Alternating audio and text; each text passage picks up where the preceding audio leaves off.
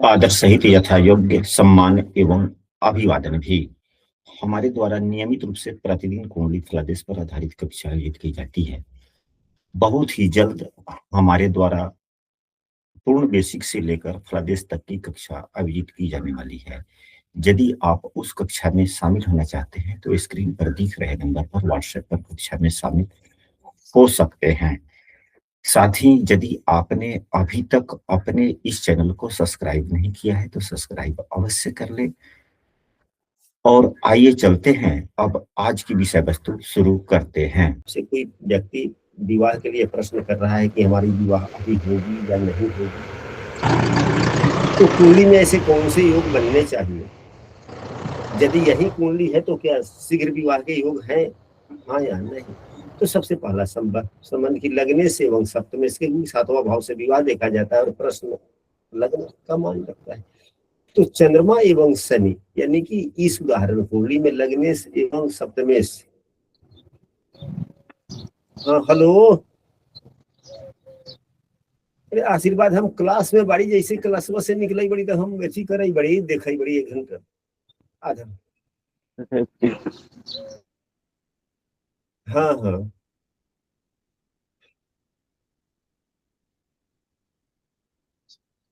अच्छा ठीक बात, हम अब क्लास में से उठे हुए तो हम देख करके बताते हैं। तो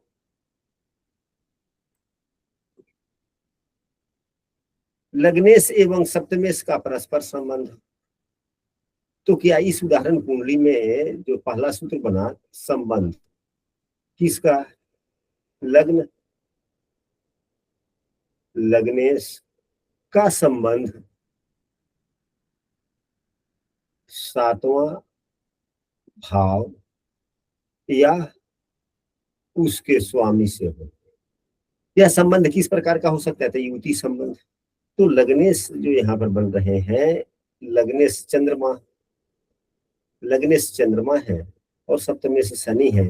दोनों की परस्पर युति नहीं है, दोनों का परस्पर दृष्टि नहीं है, दोनों का स्थान परिवर्तन नहीं है, ना ही युति संबंध है, ना दृष्टि संबंध है, ना राशि परिवर्तन संबंध है, ना स्थान परिवर्तन संबंध है। इसलिए यह सूत्र यहाँ पर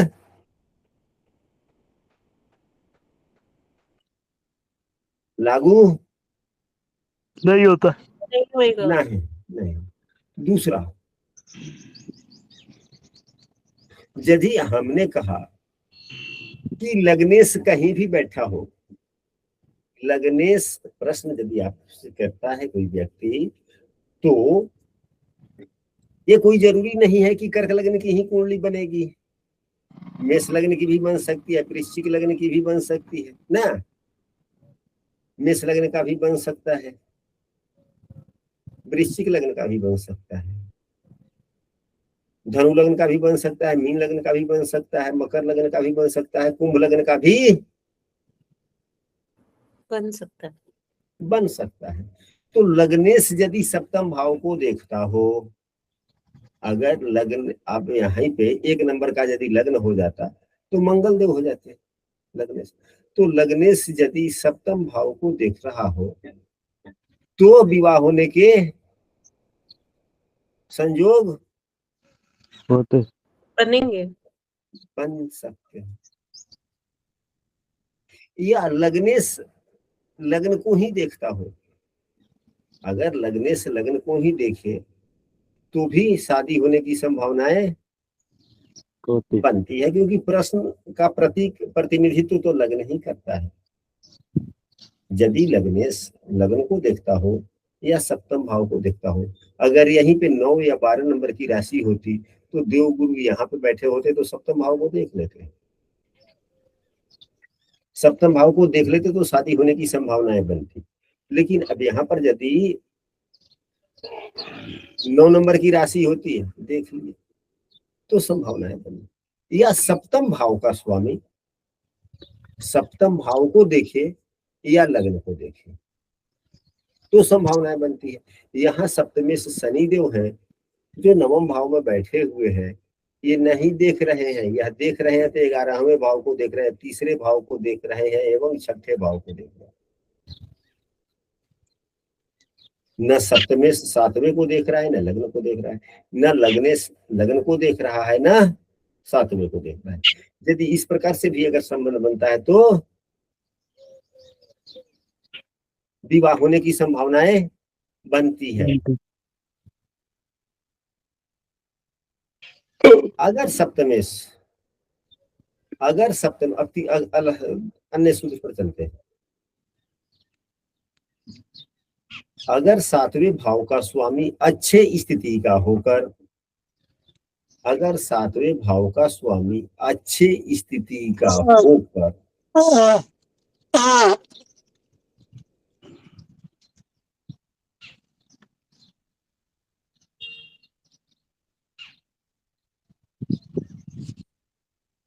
अगर सातवें भाव का स्वामी अच्छे स्थिति का होकर कुंडली के सातवें भाव में बैठे, कुंडली के लिखते हैं,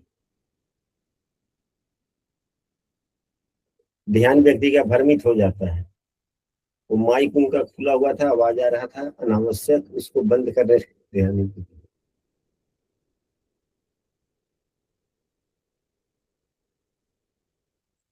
अगर सातवें का स्वामी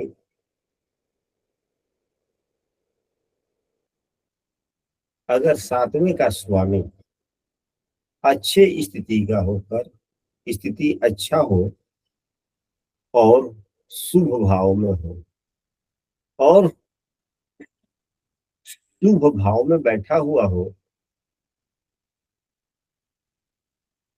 शुभ प्रभावित हो, तो शादी होने के योग बनते हैं। क्या इस उदाहरण कुंडली में सातवें भाव के स्वामी कुंडली के शुभ भाव में है? तो हाँ है। क्या शुभाग्रह से युक्त है? तो हाँ युक्त भी है मंगल से। मंगल इस कुंडली के लिए शुभाग्रह हो गया, क्योंकि मंगल क्या है? 10वें से वंग। गुरुजी वो योग कारक हो गया। हाँ, तो इसीलिए तो योग कारक ग्रहों को तो शुभाग्रह कहे जाते हैं ना। जी जी।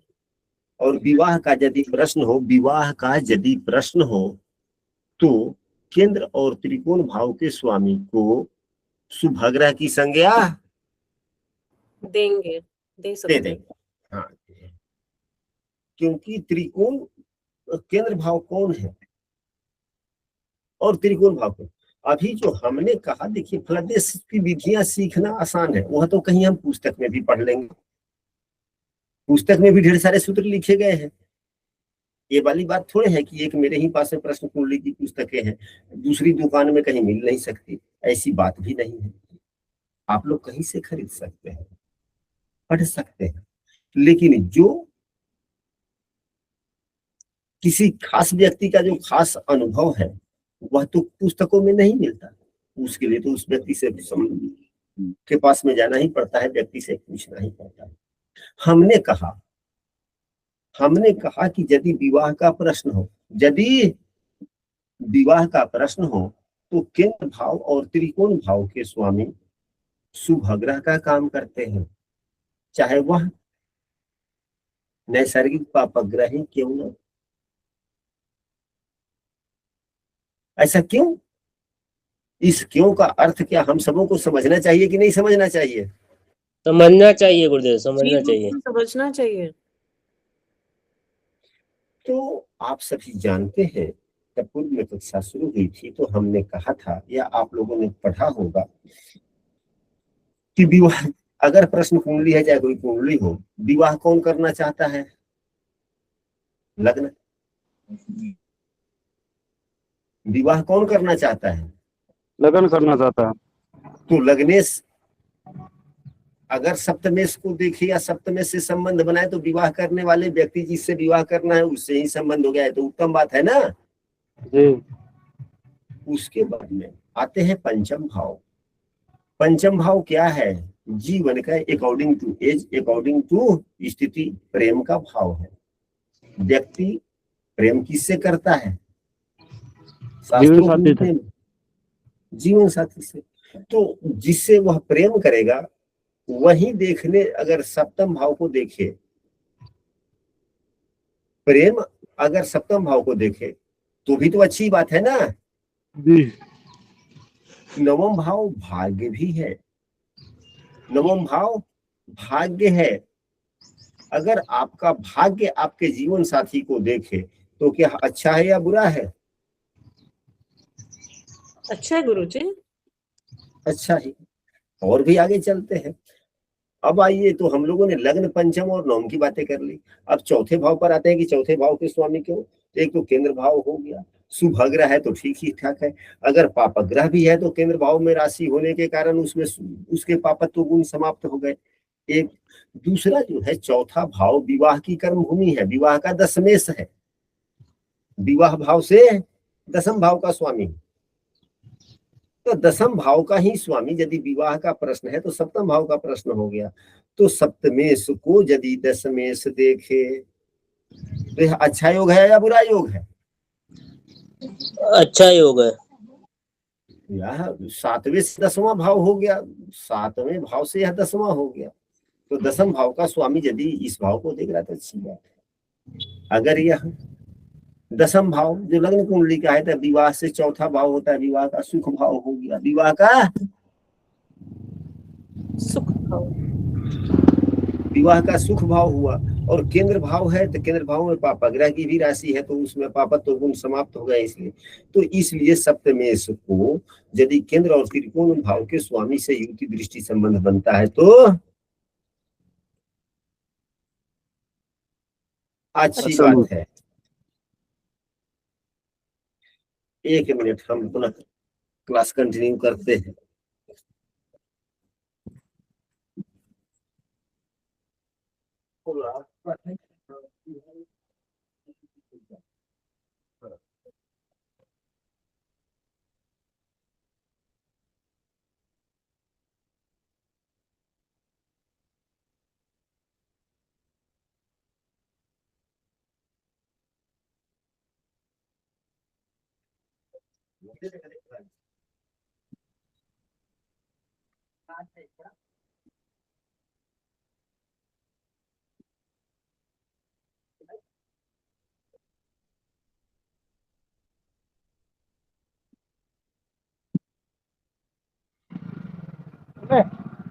आओ है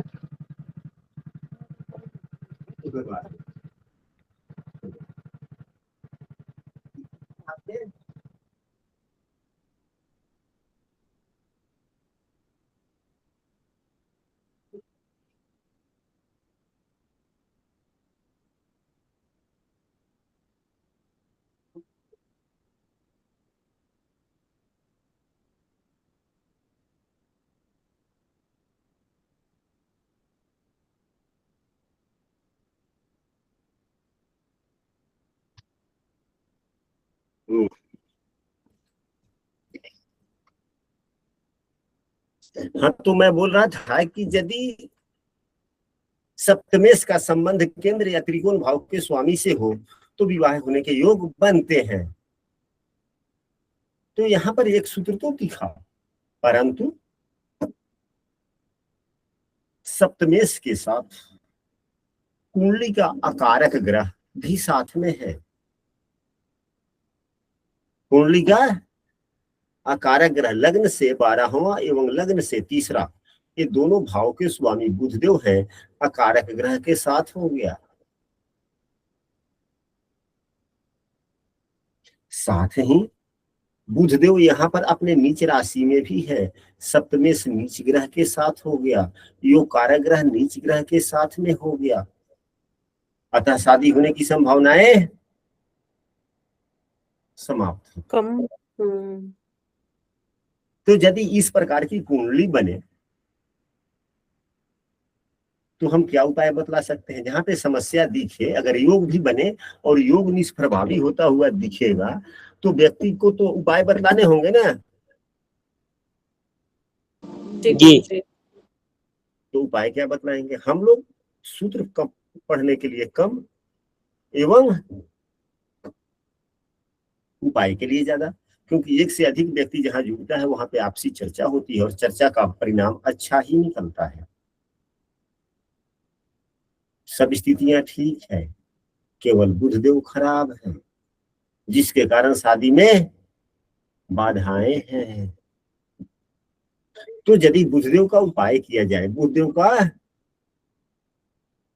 उपाय किया जाए तो आने वाले दिनों में शादी होने की संभावना है।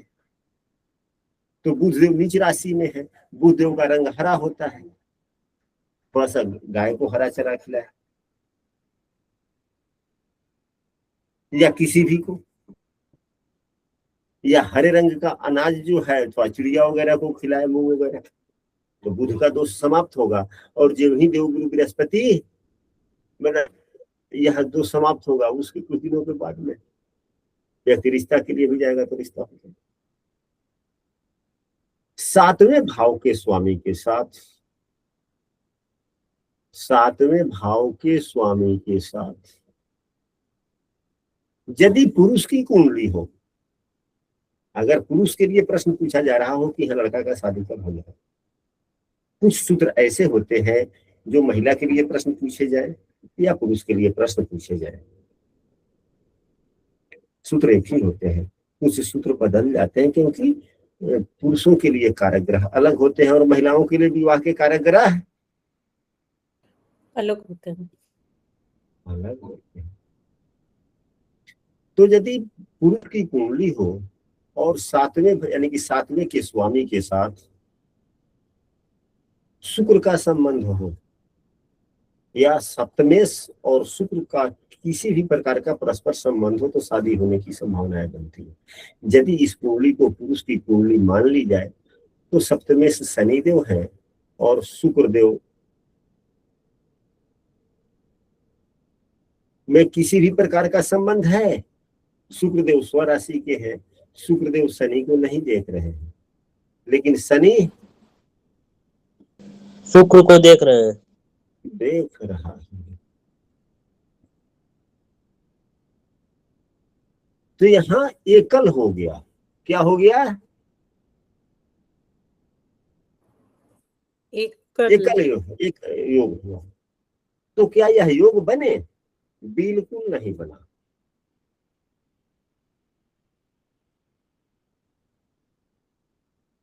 क्योंकि समझना यहाँ पर यह है, शनि कौन है? यदि यह कुंडली पुरुष की हो तो शनि कौन है? शनि पत्नी के कारण। शनि वह है जिससे यह पुरुष शादी करेगा। शादी किससे कोई करता है? सातवें भाव से करता है। तो शादी जिससे करेगा वह शनि है। और यदि पुरुष की कुंडली है तो शुक्र भी तो पत्नी का प्रतिनिधित्व करता है, तो दोनों तो बातें एक ही हो गया ना, दोनों एक ही हुआ, एक दूसरे को देख रहा है। लेकिन यहां तो लगे सुनो, अगर यही लग्नेश शनि होता, अगर यही लग्नेश लग्न में 10 या 11 नंबर की राशि हो जाती तो क्या होता? लग्नेश वह व्यक्ति होता, वह प्रश्न करता होता और वह शुक्र को देख रहा होता, तो शुक्र तो उसकी पत्नी हो गई ना। तो फिर लग्नेश का संबंध सप्तमेश से हुआ कि नहीं हुआ? सब यानी लग्न का संबंध सातवें से हो गया कि नहीं हो गया? शायद हमारी बातों को आप लोग नहीं समझ पा रहे हैं।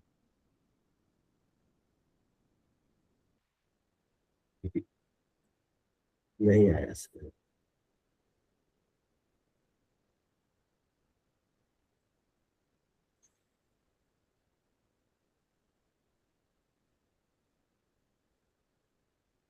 जब तक आप लोग इस बात को नहीं समझेंगे हम विषय वस्तु को आगे कैसे बढ़ाएंगे? एक व्यक्ति के समझ लेने से क्लास आगे तो नहीं बढ़ सकती है। बोला जाए गुरुजी, ये संशय है कि मतलब जो लग्नेश है उसका संबंध मतलब सप्तमेश से भी बनना चाहिए और शुक्र से भी बनना चाहिए। नहीं, आपका कहना भी सही है, हमारे वो तो अलग है। हम सूत्र को पुनः समझे। सूत्र यह है कि यदि पुरुष की कुंडली हो जी। तो सप्तमेश और शुक्र दोनों का परस्पर संबंध है, दोनों का, अच्छा, परस्पर संबंध हो तो अच्छी बात है।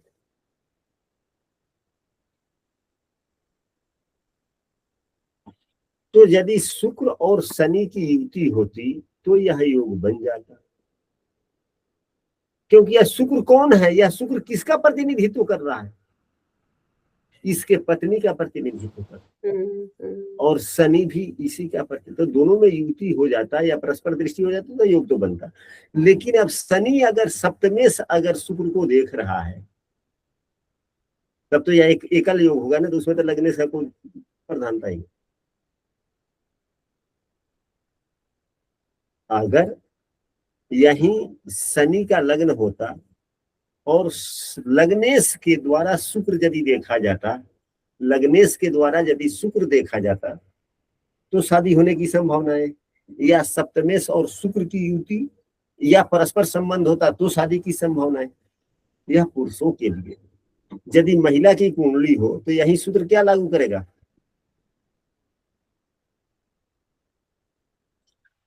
तो गुरु गुरु अथवा मंगल, मंगल नहीं ना, गुरु। मंगल अन्य विषय वस्तुओं के कारक, विवाह के कारक मंगल नहीं है। ठीक है गुरु जी। मंगल अलग चीज है। शुक्र दो विषय वस्तुओं का कारकत्व निभाता है, मंगल एक ही विषय वस्तुओं का कारकत्व निभाता है। शुक्र दो विषय वस्तुओं का कारकत्व, समझना होगा हम सब। पहले सूत्र समझ लेते हैं, फिर इन कारकत्वों को भी समझेंगे। जब तक नहीं समझेंगे तब तो फिर प्रदेश ही नहीं हो पाया। तो सूत्र यह है कि यदि सप्तमेश और देवगुरु बृहस्पति का परस्पर संबंध हो, महिला के लिए प्रश्न पूछा जा रहा हो, क्योंकि महिला के पति के कारक देवगुरु बृहस्पति होते हैं, देवगुरु बृहस्पति होते हैं। तो सप्तमेश और देवगुरु बृहस्पति का परस्पर संबंध हो तो शादी के योग बनते हैं, जो इस कुंडली में नहीं लग रहा। यदि लग्नेश भी गुरु को देख रहा हो, यानी कि विवाह के कारक ग्रह को लग्नेश या सप्तमेश देखे तो शादी होने की संभावनाएं, यानी कि सप्तमेश से परस्पर संबंध हो। अगर लग्न की बात करें तो केवल लग्न भी देखेगा तब भी होने की संभावना। अब हम लोग आते हैं कारक ग्रहों पर। जैसा कि आप लोगों ने कहा कि विवाह के लिए कारक ग्रह गुरु और मंगल, तो नहीं, यह मेरे विचार से, मैं ये नहीं कह सकता कि नहीं हो सकते। अगर किसी का विचार है तो मैं उनके विचार का खंडन नहीं करता, परंतु हम उनके विचार से सहमत हो जाएं, यह भी तो कोई जरूरी नहीं। आप कोई सही भी बात बोल रहे हो और आपके विचार से हम सहमत हो जाएं, ये कोई जरूरी नहीं है। हमारे पास में उतना ज्ञान होगा तब तो आपकी बातों को समझ करके हम सहमत होंगे। बगैर किसी बात को समझे हुए सहमत नहीं होना चाहिए। अपनी बातों पर दृढ़ता से रहनी चाहिए, और जब समझ जाए तो।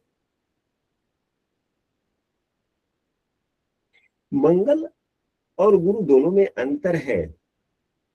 मंगल एवं गुरु में अंतर है।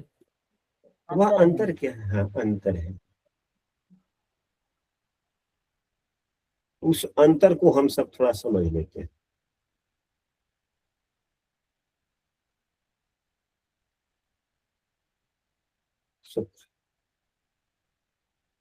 मंगल ऊर्जा है, मंगल ऊर्जा है, मंगल रक्त है। गुरु देवगुरु बृहस्पति मांगलिक कार्यों के द्योतक है एवं पति के कारक है। ये शुभता के प्रतीक है और पति के कारक है। शुक्रदेव स्त्री ग्रह है, पत्नी का प्रतिनिधित्व करता है, साथ में यह क्या है, यह वीर्य कारक ग्रह भी है। यानी कि शरीर की क्षमता है, शरीर की क्षमता है, ताकत भी है। तो विवाह के बाद में, विवाह से पहले पति या पत्नी, यहाँ पर विवाह के बाद ऊर्जा, रक्त एवं क्षमता का उपयोग। तो सुखी वैवाहिक जीवन के लिए मंगल का भी मजबूत होना, अच्छा होना आवश्यक है। शुक्र का भी अच्छा होना, मजबूत होना अच्छा बात है। हम जो बातें कहना चाह रहे हैं, समझना चाह रहे हैं, शायद आप लोग समझ पाए। या अभी कुछ संशय रह गया? चलिए आगे बढ़ते हैं।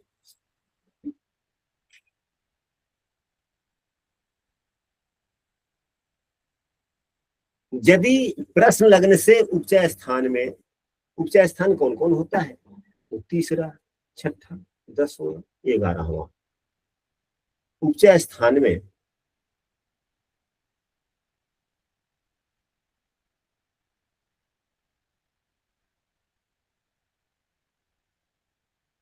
अगर 7वें भाव का स्वामी और विवाह के कारक ग्रह दोनों हो तो शादी होने की संभावनाएं बनती है।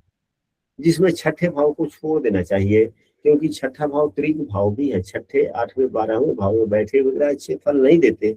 एक एवं विवाह के भाव के लिए यह छठा भाव 12वां हो जाता है। यह दो प्रकार से खराब हो जाते हैं। यह दो प्रकार से खराब हो जाता है, क्योंकि लग्न कुंडली से छठा और विवाह वाले भाव से 12वां।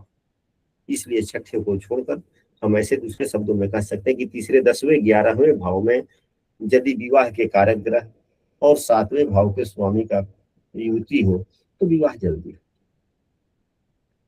तो यहाँ इस कुंडली पर यह भी योग लागू नहीं हो रहा। जितने सूत्रों की हम लोग परिचर्चा करें, सभी सूत्र लागू हो ही, ये कोई जरूरी नहीं होता। एक दो सूत्र लग जाते हैं, यही काफी है।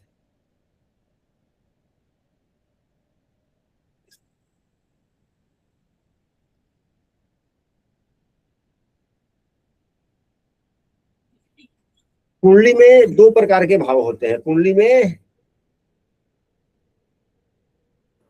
दो प्रकार के भाव, तरह के भाव। एक, हाँ, एक समभाव और दूसरा विषम भाव।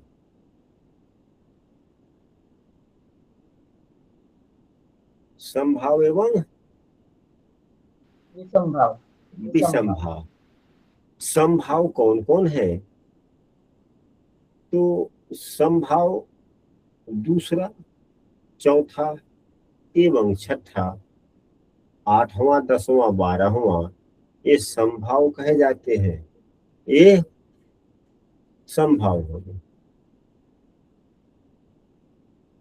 तीसरा लग्न एवं 11वां विषम भाव, 5वां, 7वां एवं 9वां विषम भाव। तो यदि लड़के के लिए पूछा जा रहा हो, यदि लड़के की बात हो,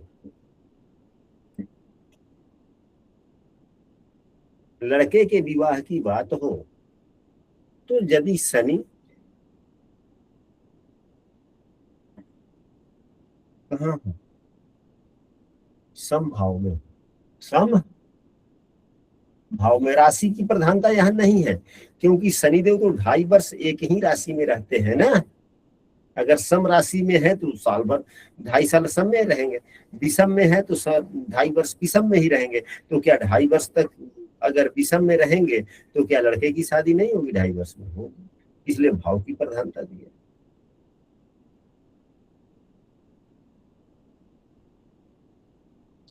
काम क्या है? विवाह का है। कर्म के कारक कौन से ग्रह कहे जाते हैं? प्रोफेशन के कारक या काम के कारक कौन से? शनि की दायित्व का निर्धारण करा। तो यदि लड़के के लिए प्रश्न पूछा जाए और शनिदेव सम भाव में हो, यानी कि दूसरे, चौथे, छठे या 8वें, 10वें, 12वें शनिदेव हो, और लड़के के लिए शादी की प्रश्न किया जाए तो शादी होने की संभावनाएं बनती है। अगर लड़की के लिए प्रश्न किए जाए, और लड़की को चाहिए क्या, विषम चाहिए, लड़का को क्या चाहिए, तो सम चाहिए, क्योंकि विषम राशियां पुरुष राशियां कही जाती है, विषम भाव पुरुष भाव कहे जाते हैं। तो शनि अगर विषम राशियों में हो, मतलब विषम भावों में हो, और लड़की की शादी के प्रश्न किए जाएं, तो शादी होने की संभावनाओं पर बल मिलता है। यहाँ पे अगर यह कुंडली किसी जातिका के विवाह के लिए पूछा जाता तो शादी होने की संभावनाएं बनती है, परंतु क्या, थोड़ा गाय को चारा वारा खिलाइए, हरा चना उना, हरा मूंग वगैरह या हरे रंग का अनाज वगैरह, चिड़िया वगैरह को खिलाइए। तो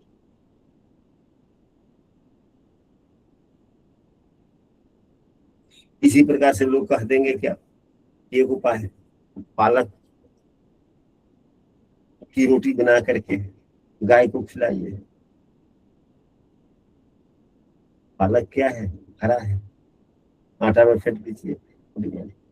अलग अलग तरीके से कोई व्यक्ति कुछ कर सकते, लेकिन प्रमुखता तो उसमें पालक की है, प्रमुखता तो पालक की है, आटा की प्रमुखता नहीं है। हम वैसे भी खिला सकते, पालक नहीं भी है कोई बात नहीं,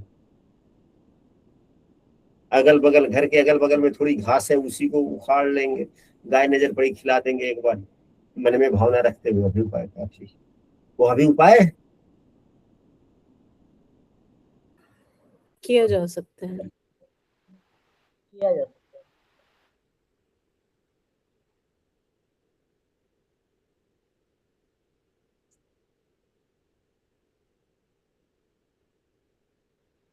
यदि देवगुरु बृहस्पति एवं शुक्र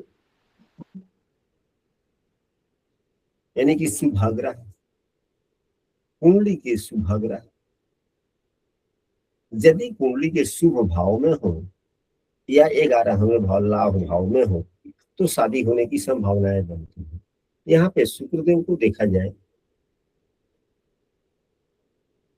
कि शुभाग्रह है, लाभ भाव में तो है, लेकिन देवगुरु बृहस्पति 12वें भाव में है। देवगुरु बृहस्पति 12वें भाव में है।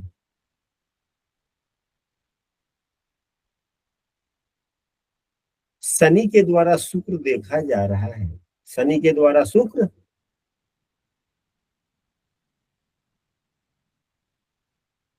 देखा जा रहा है। शनि की मूल त्रिकोण राशि 8वें भाव में भी है, यानी कि एक शुभाग्रह 12वें भाव में है तो दूसरा शुभाग्रह अष्टमेश से दृष्टि भी है।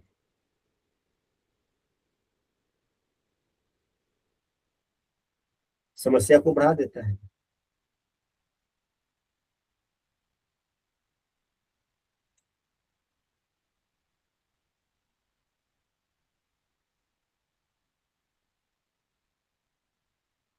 चंद्रमा, अब अगला सूत्र, यदि चंद्रमा कुंडली के शुभ भाव में हो, यदि चंद्रमा कुंडली के शुभ भाव में हो या तीसरे भाव में भी क्यों ना हो, और बात प्रश्न है लाभ है तो लाभ भाव भी ठीक ही होता है, 11वें भाव में बैठे हुए सभी ग्रह अच्छे फल देते हैं।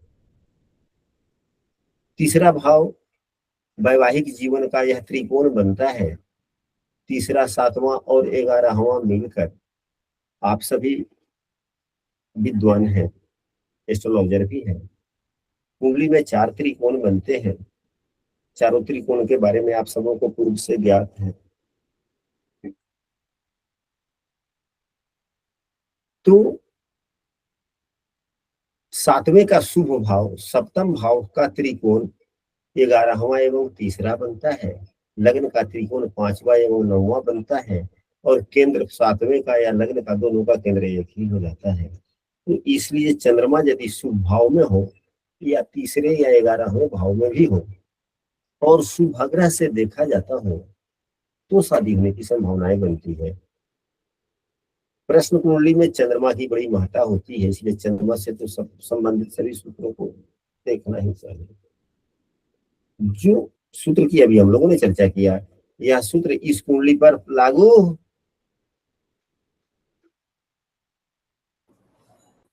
हो रहा है। कहाँ होगा? नहीं चंद्रमा सर, तो लिखे हुए नहीं है था चंद्रमा 11वें घर में। नहीं ना, कुंडली हम लोग बनाए हैं तो चंद्रमा तो 12वें भाव में है ना।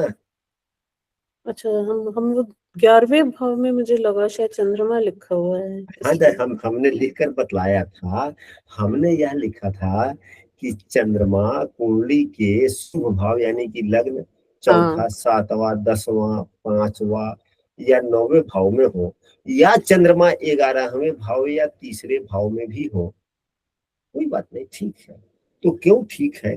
तो हमने यह कहा था कि जब फलादेश 7वें भाव के विचारों का किया जा रहा है तो 7वें से त्रिकोण हो जाता है 11वां और तीसरा भी, तो अपने भाव से त्रिकोण में हो चंद्रमा, और शुभग्रह के द्वारा देखे जाते हैं और शुभ ग्रह के द्वारा दृष्टों दृष्ट हो तो विवाह होने की संभावनाओं में बल मिल जाता है।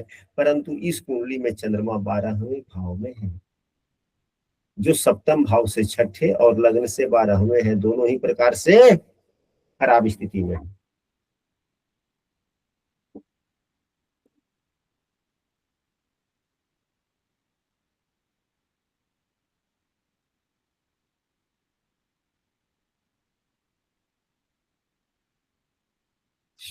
कुछ योग ऐसे होते हैं कि अति शीघ्र योग बनाते हैं, कुछ योग ऐसे होते हैं कि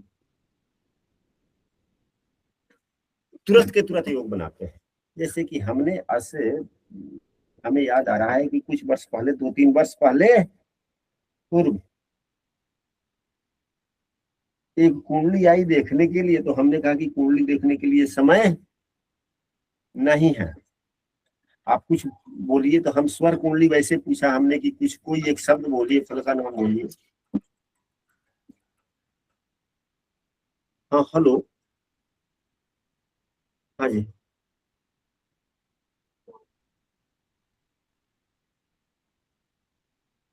नहीं वैसे लग गया होगा।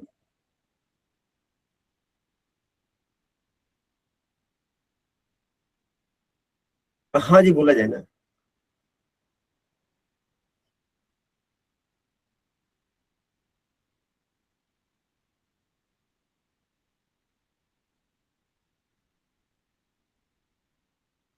अच्छा, तो फिर अब क्लास में जुड़िएगा, एक रोज देख लीजिएगा।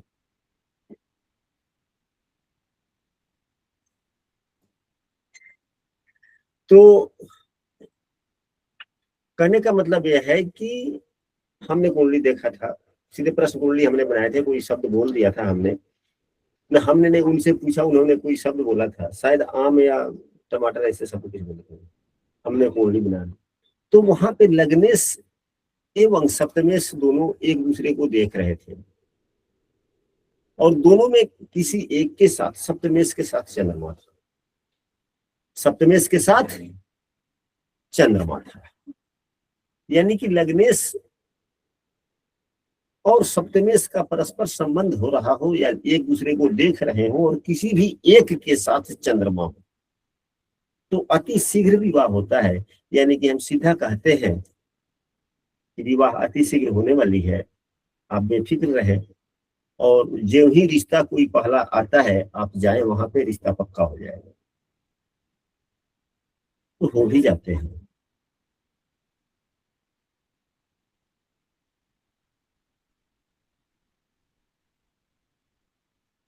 या चंद्रमा कर्क लग्न की कुंडली न बने, कर्क लग्न की कुंडली न बने, विवाह के योग, जितने योगों पर हम लोगों ने चर्चा किया, वह योग कोई बन रहा हो, वह योग कोई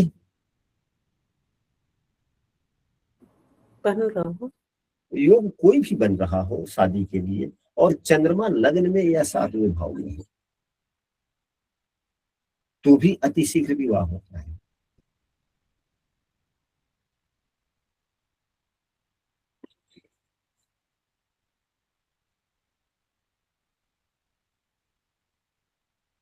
अगर पुरुष के लिए विवाह की बातें हो, कोई लड़का है उसके लिए शादी के लिए बातचीत चलनी है, प्रश्न कुंडली से आप देख रहे हैं, तो पुरुष को क्या चाहिए? सम चाहिए, यानी कि महिला चाहिए, स्त्री चाहिए, तो सम राशि। तो यदि आप कुंडली बनाते हैं और अधिकांशतः जो समग्रह है यानी कि स्त्री ग्रह है, तो अधिकांश स्त्री ग्रह कितने हैं ही? दो ही तो है, चंद्रमा एवं शुक्र। अगर पुरुष के लिए आप आदेश कर रहे विवाह के लिए और चंद्रमा एवं शुक्र सम राशि में है, तो विवाह होने के योग बनते हैं, चाहे भाव कोई भी कोई नहीं। तो यहाँ शुक्र तो सम राशि में है, परंतु चंद्रमा विषम राशि में है, यह भी योग नहीं बना, आधे अधूरे रहे। यदि महिला की शादी की बात हो और सभी पुरुष ग्रह कौन कौन होते हैं? सूर्य, मंगल एवं गुरु। तो महिला के लिए प्रश्न किए जाए कि शादी होने की संभावना, और इन तीनों में से कोई भी दो ग्रह विषम राशि में हो या पुरुष राशि में हो, बात एक ही है। तो यहाँ पर देवगुरु बृहस्पति भी विषम राशि में है, सूर्य भी विषम राशि में। अभी तक हम लोगों ने जो चर्चा किया, सीखा, काफी सूत्रों को चर्चा हम लोगों ने किया। यदि यह कुंडली किसी महिला के शादी के लिए पूछा गया होता है, यह उदाहरण कुंडली, तो महिला की शादी होने की संभावनाएं प्रबल बनती है। केवल वही बुध का उपाय कर लिया जाए तो शादी नजदीक के भविष्य में होने की संभावनाएं बनती है, ऐसा हम सभी कह सकते हैं। तो आशा करते हैं कि आज की शिक्षा आप लोगों को बड़ी आनंददायक लगी होगी। हम 4 मई से, कितने तारीख से? 4 मई। हाँ, ये 4 मई से संभवतः यह कक्षा प्रतिदिन चलेगी, क्योंकि सप्ताह में 3 दिन क्लास करने से यह कक्षा बहुत लंबी हो जाएगी, और जितना हम अधिक लंबा इस क्लास को नहीं करना चाहते। समय यही रहेगा, कक्षा का दिन रहेगा सोमवार से शुक्रवार तक। अगर प्रतिदिन नियमित रूप से क्लास चले फिर भी 3 महीने कम से कम और चलेंगे।